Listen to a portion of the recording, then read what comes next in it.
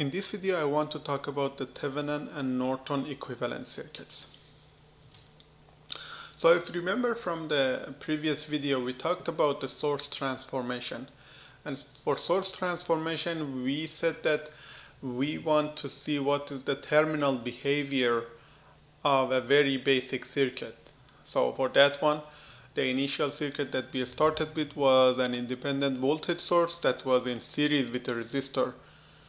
And we wanted to create an alternative circuit that had the same terminal behavior, but instead of a voltage source in series with a resistor, it has a current source in parallel with a resistor, with the same resistor.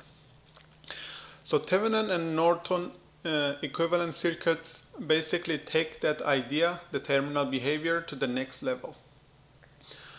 Why? Because there are a lot of times that we want to see what happens at a specific pair of terminals in a circuit. So Thevenin and Norton equivalent circuits are circuit simplification techniques that focus on terminal behavior. So here we only focus on the resistive circuits, but they can be applied to represent any circuit with linear elements. So let's just take a look at what I mean in general. So assume we have a resistive circuit inside this blue box, which contains resistors and some independent and dependent sources. But we don't have access to what is inside. What we only have access to is these two terminals. So we have terminal A, terminal B, and everything else is in a black box. So the aim here is to come up with this representation of the whole circuit that is inside. So because if the VTH, the Thevenin voltage, and RTH, the Thevenin resistor, if these two are calculated accurately, the terminal behavior of this whole circuit, whatever it is going to be equivalent to a Thevenin voltage in series with the Thevenin resistance. So that is the goal for this video. So now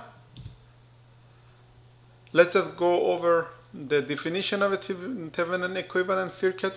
So a Thevenin equivalent circuit is an independent voltage source, here we call it VTH, in series with a resistor, here we call it RTH, which replaces the interconnection of sources and resistors in the resistive network, in the original network.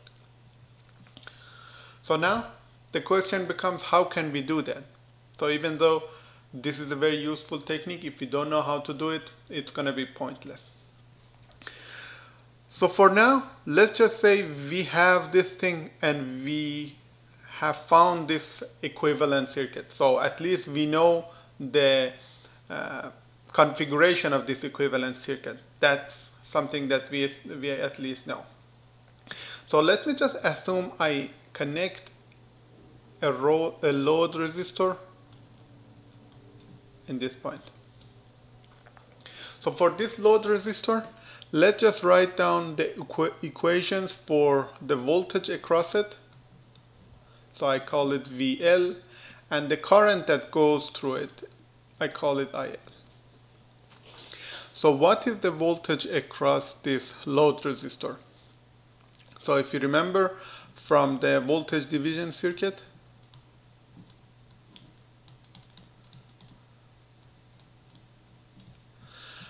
VL equals RL divided by RL plus RTH multiplied by VTH. So that is the equation for the voltage across this load resistor. What about the current that goes through this load resistor? So the current that goes through the load resistor is the same current that goes through this Thevenin resistor, and also the current that is provided by this independent voltage source. So IL is going to be VTH divided by RL plus RTH. So the equations are pretty straightforward. So now, is there any way that we can calculate VTH and RTH from these two equations? The answer to that is yes. But how can we do it? Because if you look closely, you have this RL in both of these equations. And RL can be anything, right? Is there some extreme conditions that can help us calculate VTH and RTH, or like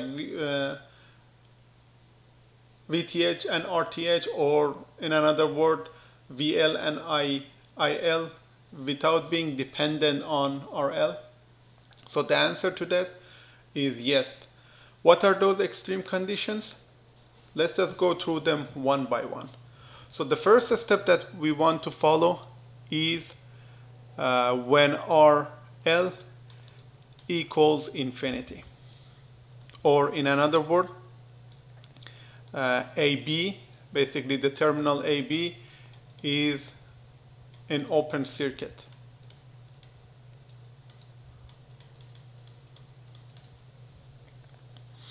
So when this is the case, let's just see what these equations are simplified to. This one is RL. So when RTH is infinite, when RL is infinite, VL, which is equal to RL divided by RL plus RTH multiplied by VTH.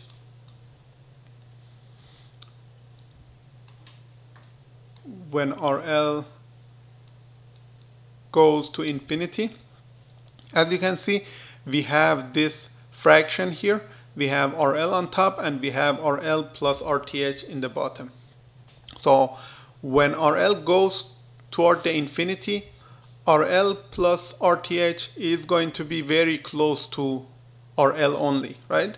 Because let's say if RTH is 10 ohm, if RL is 1 kilo ohm, on top we have 1 kilo ohm divided by 10 ohm in the bottom. So it is going to be very close to 1. So when RL goes to infinity, VL gets closer and closer to VTH. Or when it's at exact infinity, if even that is possible, so VL is going to be exactly VTH. Let's just see what happens for the IL in this case. So IL equals VTH divided by RL plus RTH. When RL goes to infinity, the denominator of this fraction goes to infinity, while we have VTH, which is in the numerator, to be a fixed value. So IL is going to be 0, and that is exactly equivalent to having both terminals A and B in open circuit state. So this is the first thing that we need to do. We need to find the open circuit voltage of this circuit. If we do that, what we get is basically the VTH. So how can we do it? If you remember from before, we said that voltmeters, ideal voltmeters, have infinite resistance, so infinite internal resistance.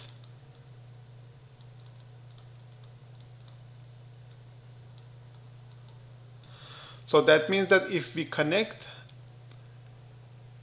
a voltmeter between terminal A and terminal B, we practically can measure VTH, and it won't be affected by RTH, because an ideal voltmeter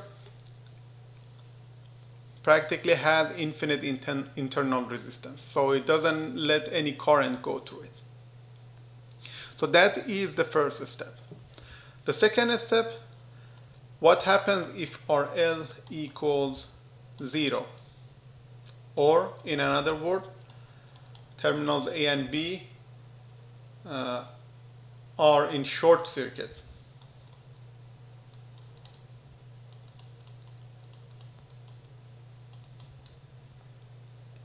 So let's just see what happens with these equations that we have. So we have VL again equals RL divided by RL plus RTH multiplied by VTH. So when RL equals 0, we have 0 divided by 0 plus RTH, which is 0 multiplied by VTH, which again is 0. So in this case, VL equals 0. And whenever we have the voltage across two terminals to be 0, that means they are practically connected to each other, or they are in short circuit. So that is also verified by this result. So now let's just see what happens with IL. For IL, what we have is VTH divided by RL plus RTH.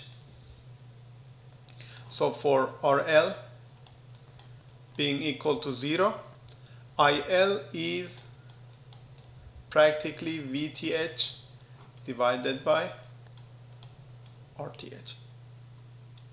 So that is the second conclusion that we can have if we have terminals A and B to be connected to each other. It is common practice to consider this IL when A and B are in short circuit to be called as ISC, or I of short circuit. The same is true for this one too. This one, since A and B are in open circuit, we call it IVOC, open circuit. So we were able to find the open circuit voltage of this circuit, the equivalent circuit, which we said it is equivalent to the Thevenin voltage, and we were able to find the short circuit current for this equivalent circuit, which we call it here I of short circuit. So now, if you look closely, you see that in this equation we have VTH, which we have found from the first step, and also we have ISC, the short circuit current. So the third step is to find the RTH, which is going to be VTH divided by ISC.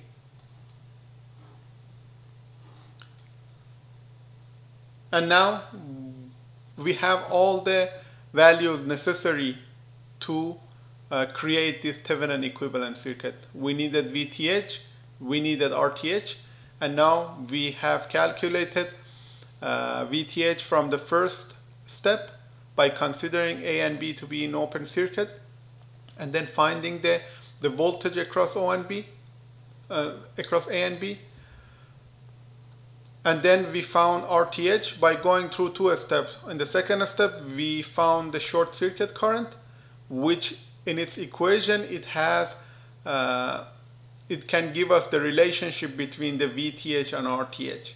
And then we use that relationship to calculate the value for the Thevenin equivalent resistance. So these are the three steps that we need to go through. So let's just recap. So if we have an infinite load or open circuit at the terminals A and B, we can VTH. So to calculate VTH, we calculate open circuit voltage in the original circuit. So this is the circuit that we want to find the equivalent to.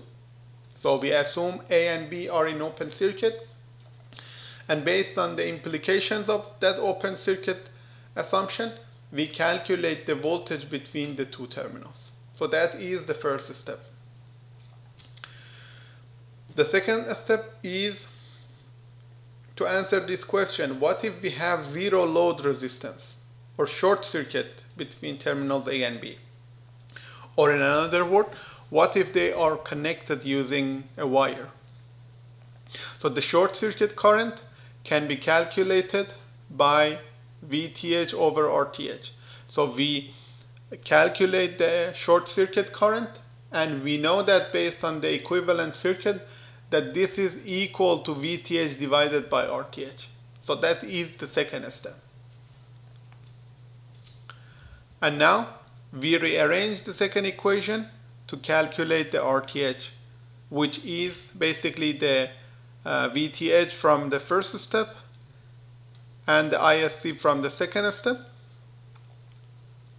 And that is all the information that we need for coming up with a Thevenin equivalent circuit for any resistive circuit. So the Thevenin resistance, RTH, is the ratio of the open circuit voltage to the short circuit current. So let's just take a look at one example and see how this can be done in practice.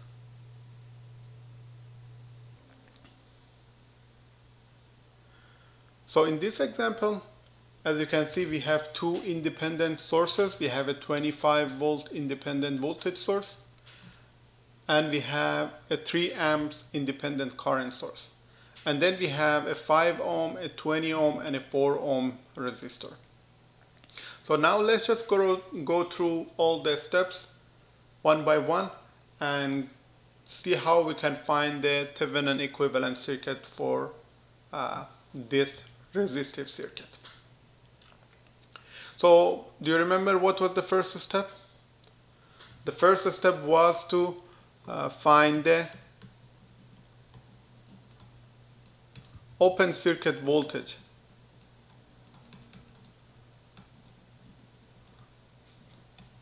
for the circuit that we have. So assuming that A and B are not connected anywhere, or if we can assume if they are connected to a voltmeter with resistance of infinity.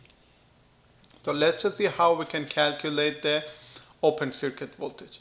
So for this circuit, we can use any of the techniques that I have discussed previously. So the easiest way is to use the node voltage method. So I consider this to be the reference node, and this one I call it V1 or node 1, but V1 is basically the voltage between this node and the reference node.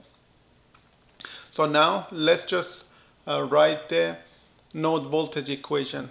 Again, as before, we write the currents as leaving currents from this node. So we follow the passive sign convention for doing that.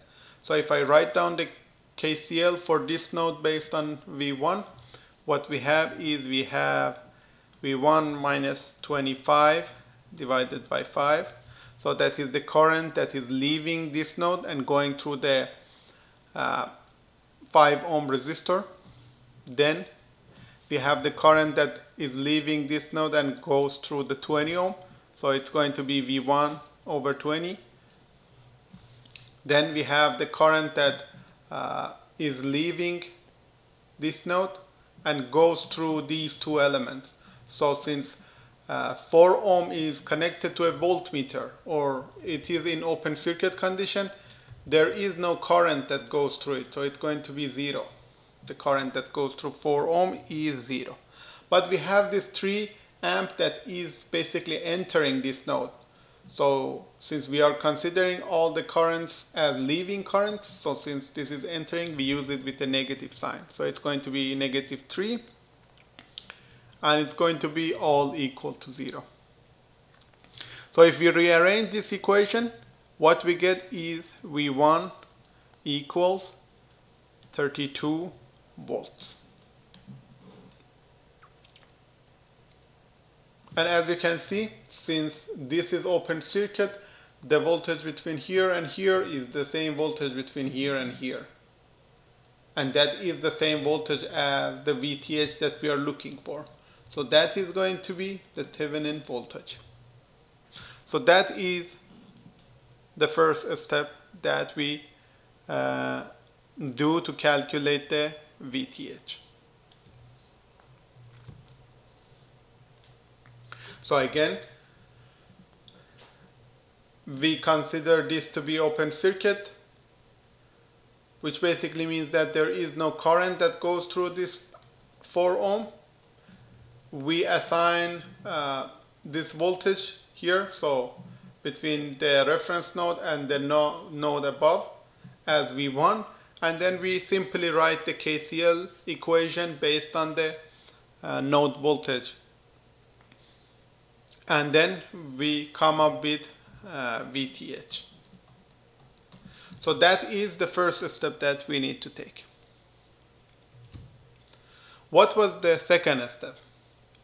The second step was to find the short circuit current for this circuit. So let's just see how this can be done. Again, we consider this to be the reference node. I assign this voltage a name V2 to be able to differentiate between this one and the previous one. I don't reuse name V1. And again, I write the KCL for this node, considering all leaving currents. So let's just do that.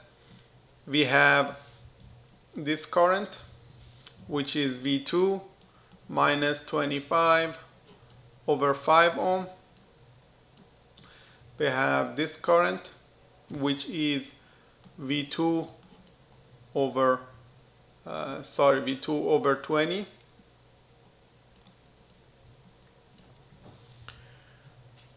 This time we have a current going through 4 ohm because it is not open circuit anymore. So it has a non-zero current. So the current is going to be V2 over 4 ohms. And then finally, what is the current that goes through this independent current source? So it is 3 amps in the reverse direction. So I consider it with a negative sign. And this equals 0. So if I rearrange these equations, the value that I get for V2 is going to be 16 volts. So that is going to be the voltage across this element, this one and also this one too, because if you look closely, you see that this independent current source now is in parallel with 4 ohm. The two terminals on both sides are connected to each other. So that is the voltage across this 4 ohm. To get its current, which is going to be ISC, we just simply use Ohm's law.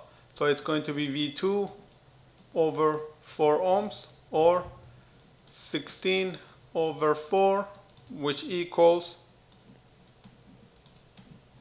4 amps. So that is the short circuit current that goes through this 4 ohm, and if A and B are connected, goes through the connection. So this is the second step that we needed to take. So again, for the second step, we need to calculate the short circuit current. For that, we connect A and B together, and then we write our KCL equations for this version of the circuit. So V2 minus 25 over 5 plus V2 over 20 plus V2 over 4 minus 3 equals 0, which equals V2 to be 16 volt. And since V2 is across 4 ohm, you see V2 is between this point and this point. And as you can see, one terminal of this 4 ohm is connected here and the other terminal is connected here without any components in between. We can calculate the short circuit current, which is going to be 4 amps. So now that we have VTH to be 32 volts and ISC to be 4 amps, What is left is to calculate RTH. And the equation for that was very simple, based on Ohm's law. So it was VTH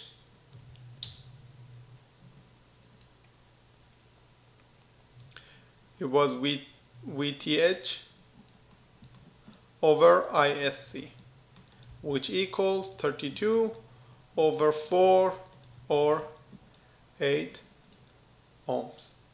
So if we want to find the equivalent circuit here, we have a 32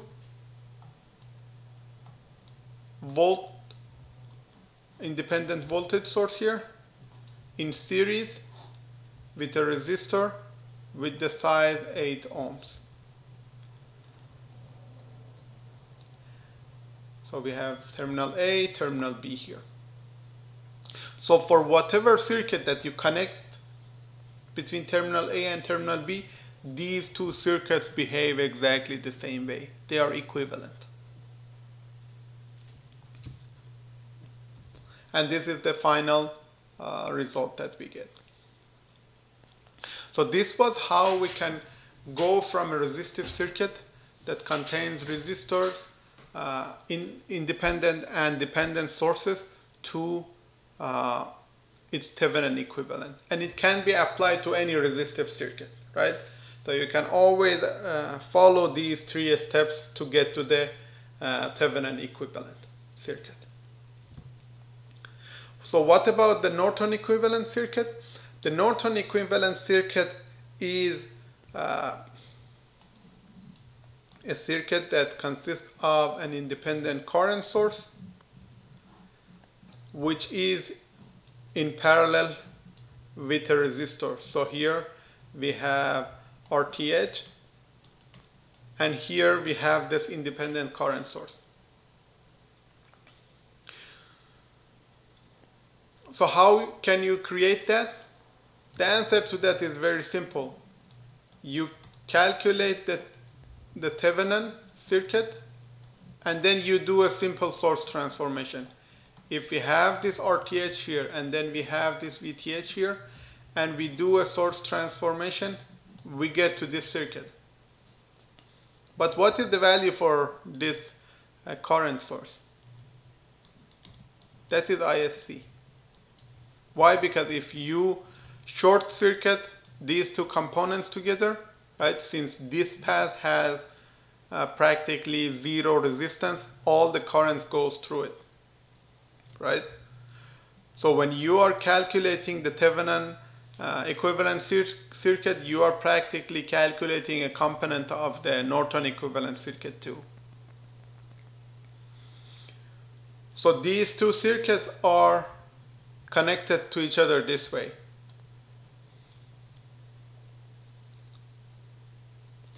So again, the Norton circuit's current equals to the short circuit current at the terminals of interest, and the Norton resistance is identical to the Thevenin resistance. So this is something that you should always keep in mind, that Norton and Thevenin equivalent circuits are connected to each other by a simple source transformation. So if you have one, you basically get the other one too with a simple source transformation. So we went through this 3-step approach to find the Thevenin equivalent circuit. But is there any other way to do this? And the answer to that is yes. It all depends on the circuit that you are working with, right? So these several ways that I will go through, in addition to the first one that I talked, sometimes one of them is easier than the other one. So you have to decide which one to choose from. So the other way that you can use to get to the equivalent circuit is by source transformation, or more specifically by consecutive source transformation. Let's just go over this approach using the basic circuit that we just discussed before. So as you can see in this circuit, we have this voltage source to be in series with a 5 ohm resistor. So that is something that we have seen before when we were discussing the source transformation. That was the initial case or initial circuit that we had. We had a voltage source in series with a resistor. And we did source transformation to get from that circuit into a current source in parallel with a resistor of the same size. So the first step that we do is source transformation. So we go from this combination of the voltage source in series with a resistor to this combination. Then now we have a current source in parallel with a 5 ohm. So the 5 ohm value stays the same, but the current is going to be the voltage divided by the resistor. So this is basically 25 divided by 5 ohm. So now, after the first step of source transformation, we have this current source which is in parallel with this 5 ohm. But we notice that we have this 5 ohm in parallel with this 20 ohm. So we can combine these two to get the equivalent resistance. So a 20 ohm in parallel with a 5 ohm. You remember from before how we could calculate it. It was 20 multiplied by 5 divided by 20 plus 5, or 100 divided by 25, which equals a 4 ohm resistor. So this is what we get when we calculate the result of having a 5 ohm and a 20 ohm in parallel. Another thing that you notice here is that we have a 5 amp independent current source going from the bottom to the top, or you can say going to this node, entering this node. Also we have these 3 amps that enters the same node, right? So these are all the same nodes because there is no component in between. So these two can be added up together to create an independent current source with a value of 8 amps. We have 5 entering this node, we have 3 entering this node, so that is equal to having an 8 amp entering this node. So we have now an equivalent current source as well. So what would happen if the direction of this one was exiting the node? So in that case we only had 2 amps entering the node because there was 5 amp entering and 3 amps leaving, right? So since they are both entering the node, their values add up together. So now we have this 8 amp independent current source in parallel with this 4 ohm resistor. And now again you see that we can do source transformation. So we have this 8 amps current source in parallel with this 4 ohm. So that is equal to having a voltage source in series with the 4 ohm. So this is the 4 ohm. So what is the, so I can call this node 1 and node 2. So this is node 1, this is node 2. So what is the voltage for this voltage source? It is going to be the current multiplied by the resistor. So it is 32 volts.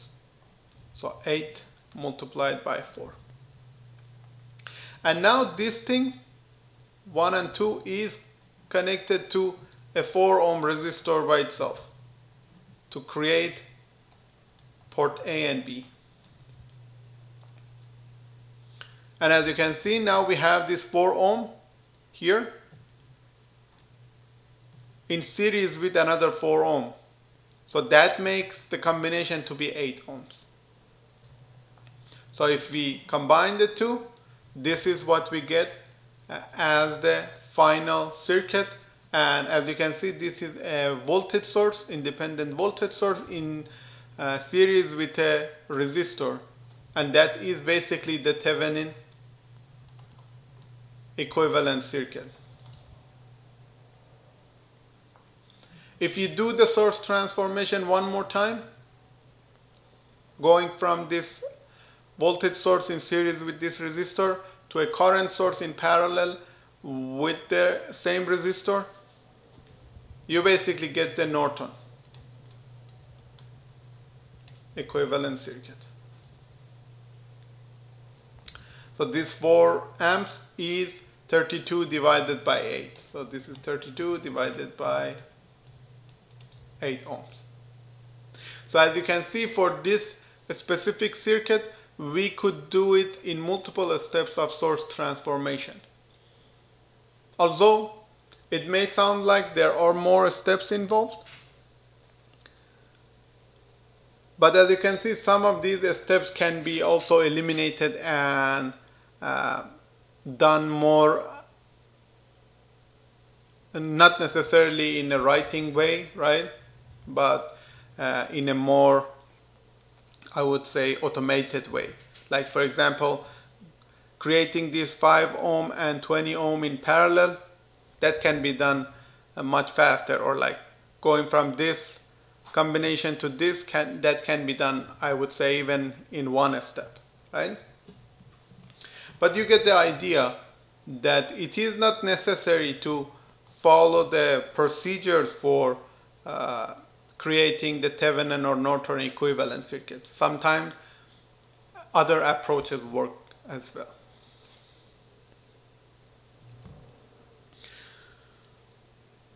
So now I want to talk about another way that we can use to calculate RTH.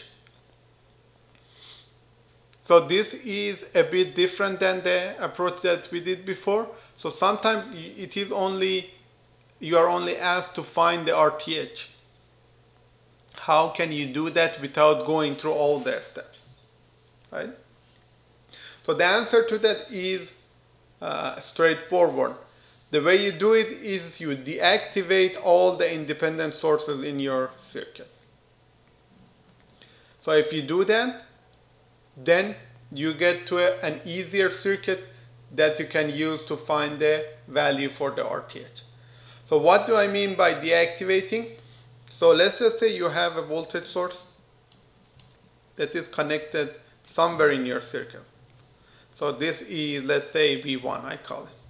When I say deactivate, that means that make V1 to be 0, which is equivalent to basically short circuiting the voltage source.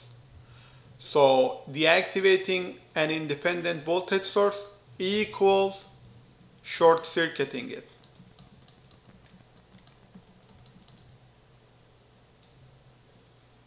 So this is something that you should pay attention to. What about if you have a current source? So let's just say you have a current source somewhere in your circuit. I call it I1. Deactivating it means again that you have to make it 0. But how can you make a current to be 0? The answer is by open circuiting it, right? So you make it open circuit. So if you have a current source,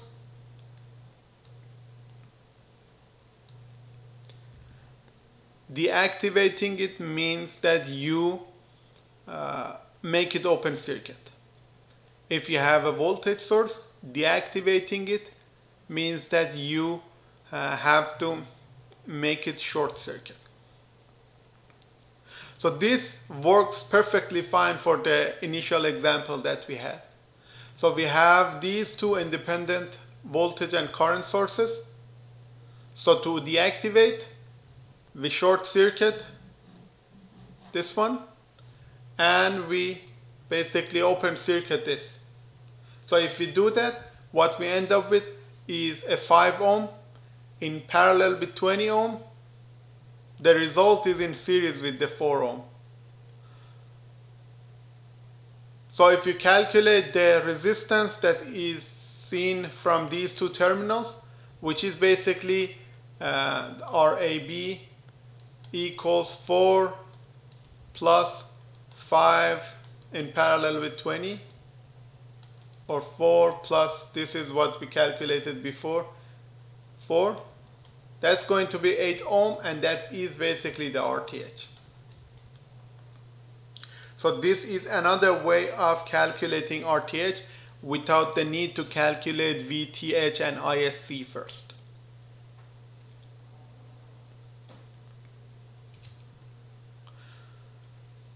So it is not going to be always this simple, right? And in the examples that we saw so far, we didn't have any dependent sources. So especially the last approach for calculating RTH, and having dependent sources make it a little bit more complicated. So the way that you do it is basically that you deactivate all the independent sources first in your circuit, and then what you do is that you apply a test voltage. So let's just say you have done what you wanted to do, and now you are working with a circuit that looks something like this. So this is an example circuit. So let's just say this is a current controlled voltage source. I'll call this 2I phi, and I say this is I phi. And you want to find the RTH for this circuit now. What you can do is that you can just say I apply a test voltage here. So positive and negative here, I call it VT. And then I solve the circuit based on this configuration. So in this configuration, since I have put a voltage source between terminals A and B, after I solve this equation, I end up having a current that goes through this voltage source after the whole circuit is done, right? So now what we can do is that the RTH is going to be the ratio between VT and IT. So as you can see, this can be a little bit more involved. Unlike the first circuit that we had, that by eliminating or deactivating all the independent sources, what we ended up with was a circuit that was only resistors, right? But nonetheless, so I can just say this one is 3 ohm, right? But it doesn't matter, the approach is the same.